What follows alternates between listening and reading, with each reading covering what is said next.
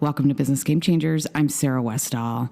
This episode, I have Kevin Annett coming back and giving us an update on what's going on at the Vatican with Pope Francis being stripped of power. Now, if this type of material triggers you, please turn off this video right now and find something else that will not put you over the edge. But I will be asking questions, and he will be talking about material that is sensitive to some, and I just want to give you that warning. That being said, this has bombshell information in this video. He talks about what his sources are. So for those of you who question where he's getting this information, he's going to tell you. Now, he can't disclose who they are specifically, but where he's getting it. He also talks about specific elements, and I ask him, where can people do their own research so they can learn about these things? Before you put a comment on the bottom disagreeing with anything he says about the church, please spend some time doing your own research. Use your own mind and think about these things before you criticize somebody personally. Now, I am all open up for debate below in a respectful manner as far as if he's wrong on some element about the church or anything that can be constructive. This is a very difficult and controversial subject, but it's something that is important to talk about. That's why I am having Kevin Annett back on my program. I think it takes brave and courageous people to go forward and fight the most powerful people in the world. And those kind of people who are doing that and putting themselves out there, and there are many of them, need our support. So let's get into my interview now with Kevin Annett. Hi, Kevin. Welcome back to the program. Hi, Sahra. You have some updates on what we talked about as far as what's going on with the Vatican and Pope Francis being stripped of power. Can you please tell us what you know? But before you get into what you know, can you please tell us what your source of this information is? Well, there's two sources. One is someone right inside the Curia, which is the College of Cardinals. That's the governing body in Rome. Another is a reporter in Rome who has his own sources in Inside Track. So we can't give names, of course. Well, sure, it's protected sources, so that makes a lot of sense. How I just wanted to make sure that people understood that these are not just rumors or whatever, and that we are vetting something, because this is very serious. This is a big deal. It's one of the most powerful people in the world, at least in the minds of an average, person out there. And so we want to make sure that people understand that at least the sources we have been vetted. That's right. Also, you have to remember that, he's a very anomalous figure, Jorge Bergoglio, the so-called Pope Francis, because, we can get into that, but it's really being questioned whether he's ever actually held power. And I think this has been revealed on what's happened.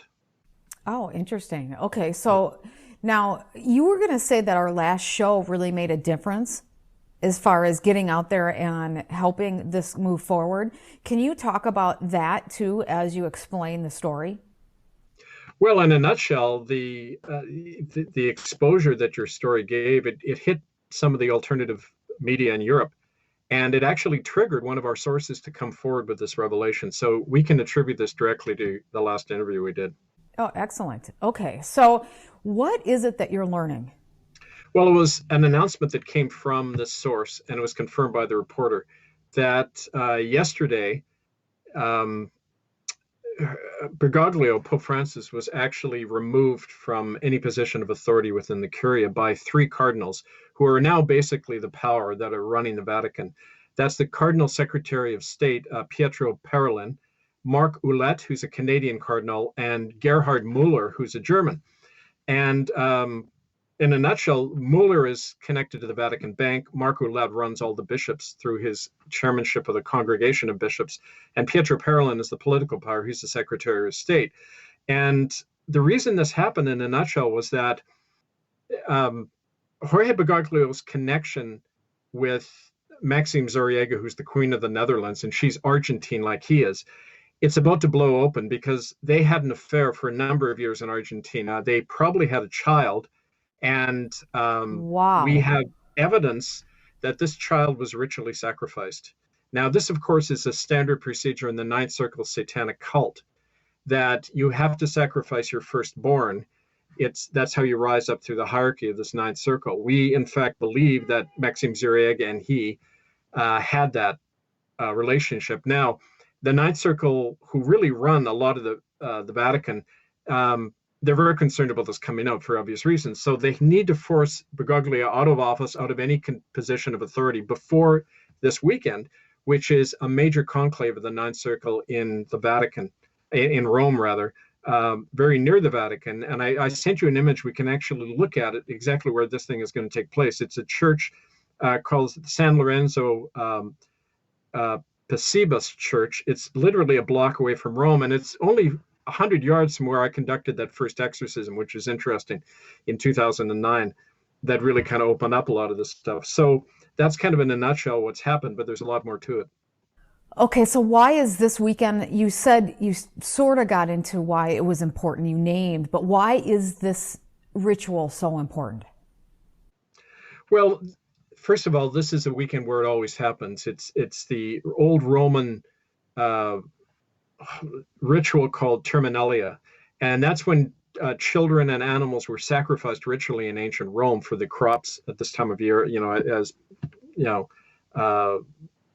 it's a long thousands of year old tradition, and child sacrifice has been part of that long tradition, and it's gone on every February 23rd. We reported a few years ago of that happening at the same spot in the San Lorenzo Church. This one, this time, is very important because there's a transition of power happening. Bergoglio is being forced out of any position of authority, and this triumvirate of three cardinals is taken over. Now, don't forget, it doesn't mean he'll disappear. They're going to keep him as a public figurehead. How long? Because last time you were thinking that they would make him sick, or there would be something where he would say he was sick and then he'd step down and maybe within a year he'd be gone. Depending on what happens, and if he talks and if he doesn't play ball, he might die of a sudden illness, sudden heart attack. You never know. It's the old Roman practice of killing off inconvenient people, right? But what's interesting is that it's questionable whether Bergoglio was ever actually being Pope. First of all, as a Jesuit, he wasn't allowed to become a Pope. There's a rule within the Jesuits saying you cannot, become a cardinal or a Pope. And yet there he is both. It's kind of like the provision in England where no monarch of the English throne can be a Roman Catholic. The Jesuits and the Vatican have been fighting for centuries, jockeying for power. And so they don't want a Jesuit. And yet there he is, appointed in one day as Pope after Ratzinger is forced out because of our exposure of his role in covering all that up, child trafficking up. And he's never lived in the Vatican. He's never worn the papal ring. Whenever he makes a pronouncement, the cardinals tend to discount what he says. So he's not acting, there's this myth about Bergoglio that he's a pope of the poor. He wanders around Rome handing out clothes to people. There's no way that if he was actually Pope, they would ever let him do that, just from a security point of view. So the whole thing has been like a big hand puppet display to get everyone to believe that the Vatican is all different now. He's even named after St. Francis, right? So it's a big PR campaign, but now he's become too much of a liability. So, that's it for him. Why would he play ball? Why would he allow them to do this, strip him from the power, and then play ball for years? Because they've got him blackmailed. They know about his relationship not only with Maxime Zoriega, who's now the Queen of the Netherlands, and we should explore that a little bit. That's very interesting. But his own history in Argentina, where in 3 years he went from becoming a priest to the head of the Jesuits in Argentina, the Superior General, conveniently a year before the military coup happened. And he then became an advisor to the military junta. They murdered 30,000 Argentine people. And he helped traffic the children of their political prisoners. He was in like a dirty sock there helping the junta. So he's got all that dirty laundry background. He's faced lawsuits from his priests in Argentina who accused him of colluding with the military. He's got all of his dirty laundry there, and they know it, he knows it, and that's how you can control somebody, right? So would an average person, because we're saying all this stuff, and the reporters and people, would the average person ever learn the truth on this if we don't get leaks from the inside? I mean, could they keep this secret until he dies? Oh yeah, because don't forget, 99% of people don't want to believe this, and they will not believe it. They just can't believe. They're so conditioned to believe that people in authority, especially in a church, are somehow morally superior to everybody else and are incapable of doing crime.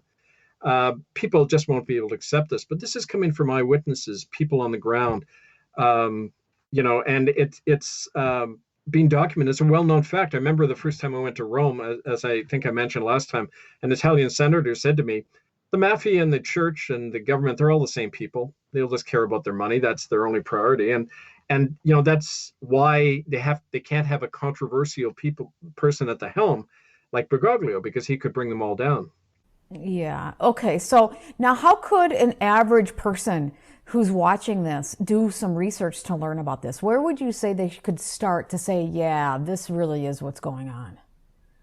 Well, you can't rely really on most of what's on the internet. A lot of it's speculation in the alternative media. That's not based on eyewitnesses. But you could write to us. We do have sources. Of course, most of these sources don't want to come out publicly. But the proof is always in what we do. Like when we held our first tribunal, the common law court that convicted Ratzinger, not only Ratzinger, but three cardinals all stepped down, all of them named in the indictment. So the proof is in what we do, and the result in the real world, not just idle talk.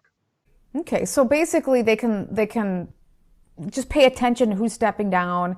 Now, the reporter that is one of your sources, do they report on things like this, or is it just too controversial for them to even discuss?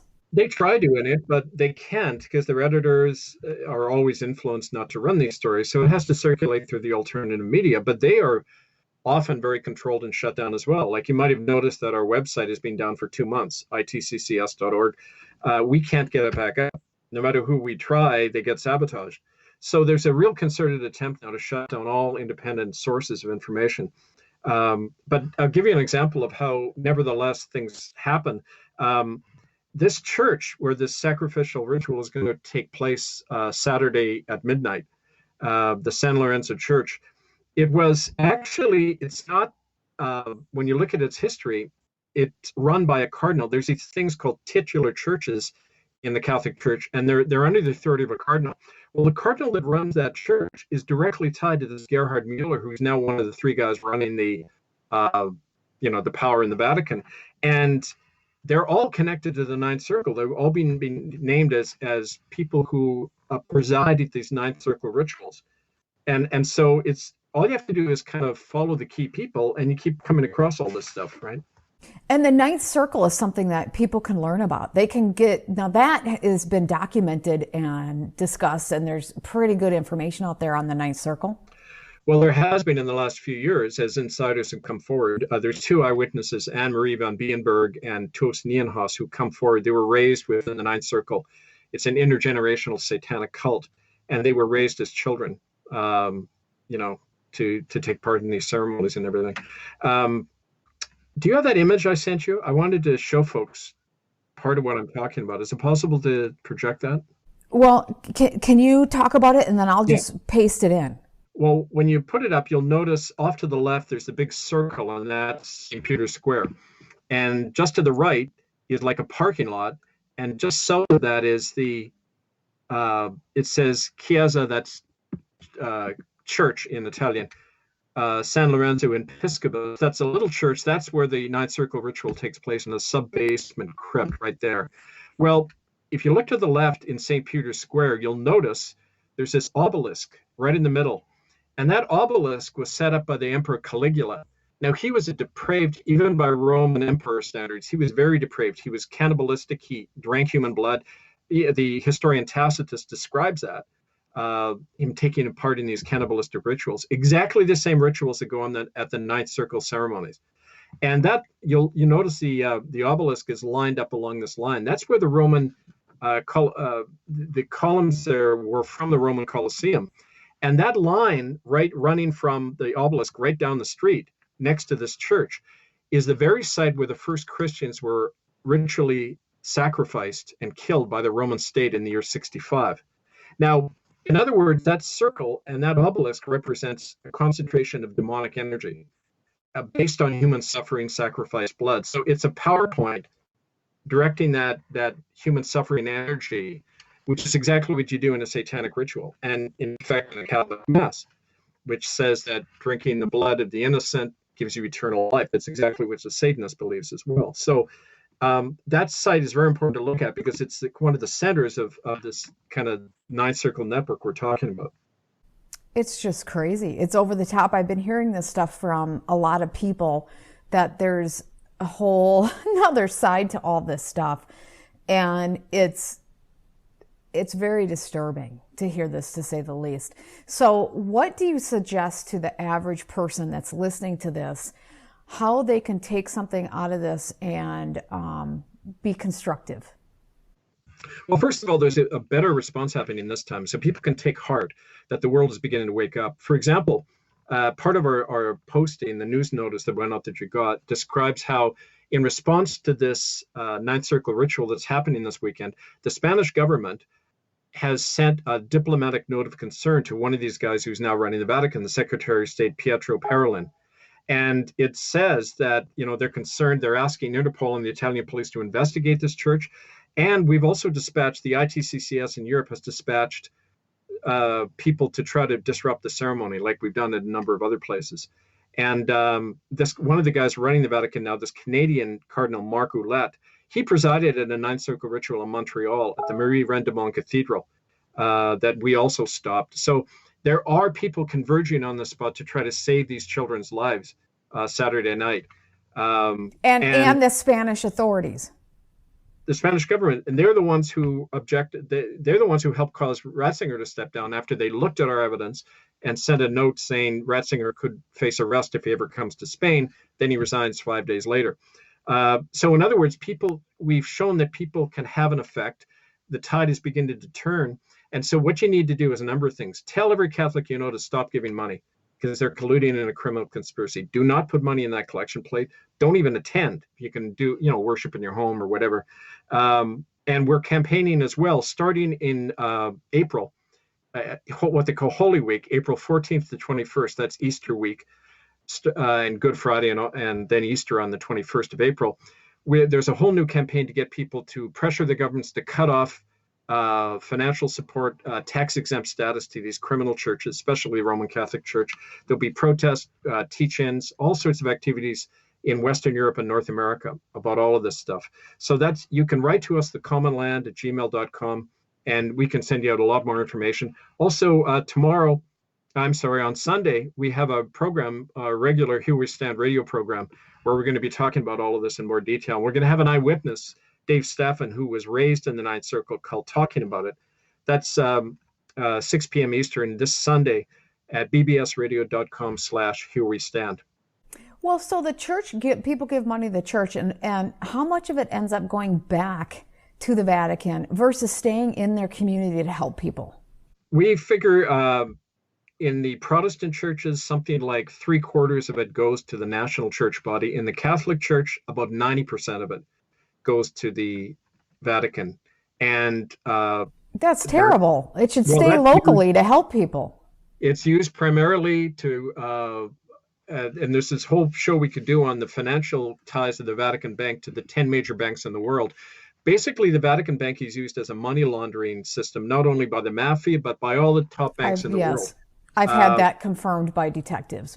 Yeah, Deutsche Bank, B of A Corporation, Goldman Sachs, Lehman Brothers, Merrill Lynch, Barclays. They all use this, offshore accounts and then launder through the Vatican Bank. So that's where people's money is going to fund these criminal bodies, heavily invested in the arms industry, in genetic engineering, like all of these corporations. They're heavily invested. The biggest landmine company in the world, owned by the Vatican Bank. That's where people's money is going. Well, their money should stay. They should say, okay, let's just funnel this money and help people locally. Let's not stop giving money for people that need it, but let's not give it to them. Let's pool this money. The local churches should say, let's do what we're here for. Let's keep our money and use it for the local communities. Use it for the people. That's exactly what people need to do. And we've shown that our power is in the grassroots. You know, if you take one action, we've proved this in Canada over many years. As soon as we started occupying Catholic churches and getting people to stop giving money, they responded immediately and pressured the government to issue apologies, get court settlements. That's where they're weak, right they're worried about their financial givings and their public image. Well, because I don't want people to stop. I don't want people to stop doing what is so great about all this stuff. Don't stop doing public good because you're dealing with a very awful thing. Figure out how to use the fact that you're together in a community and keep the money to help people locally and turn it into what you thought it was, and don't buy into all the negative part of it. I just, I think that if you just give up and say this is all evil and I'm giving up and I'm not going to have any part of it anymore, that's not the point. The point is to say, okay, we're all here together to do something good. Let's get rid of the bad part and take it, like you used to say when you were a priest, you said, the problem was I took it seriously. I took what I was taught seriously. And I think, go ahead. The problem is the institution is evil, structurally evil. It's set up to force out good people and elevate the bad. There's no reason to be attached to these institutions. People can have their faith, but they don't need to be part of these churches. You know, Church of England, Church of Rome, the United Church in Canada, like these institutions that have blood on their hands. They're just sapping the energy. And, you know, I mentioned that thing in St. Peter's Square. It gathers this dark energy. That's exactly what churches do. They take people's goodwill and then they use it against them. They use it to traffic children, kill children. And, you know, we don't and cannot be part of that. Under the law, if you are, you're an accessory to a crime. So we have to leave, right? Come out from them and be separate, I think it says in the Bible. Yeah, that's to do something good. Okay, well, how can people get hold of you? thecommonland@gmail.com. murderbydecree.com is the website, a lot of this information. And, you know, like I say, tune in on Sunday. You'll learn a lot more there at bbsradio.com/here we stand at 6 p.m. Eastern. Is there anything else you want to share with people before we end this program? Well, just to tune in every Sunday to that show, because we're going to be having weekly updates about what is happening with this campaign, building towards, Easter week in April, where we want to get people boots on the ground out there doing these actions. So please contact us and learn more on Sunday on our show. Okay. Thank you so much, Kevin. I really appreciate this. Thank you, Sarah. Finally, I have the mini shockwave stun gun and pepper spray combo available directly. These powerful defense devices are incredibly small size. It's an ace up your sleeve for self-protection. It doesn't pop up on x-rays and scanners, so you can conceivably take it places most weapons can't go. Self-defense should never be complicated, and the mini shockwave and pepper spray combo are very easy to use. I plan on making sure every woman in my family has one of these, and any teenager, boy or girl, should be carrying these around as well. If you feel that they're safe and can handle these with all the problems going on in this world, I would want my loved ones to be as protected as possible. Together, they're only $29.99. See the link below for this amazing deal.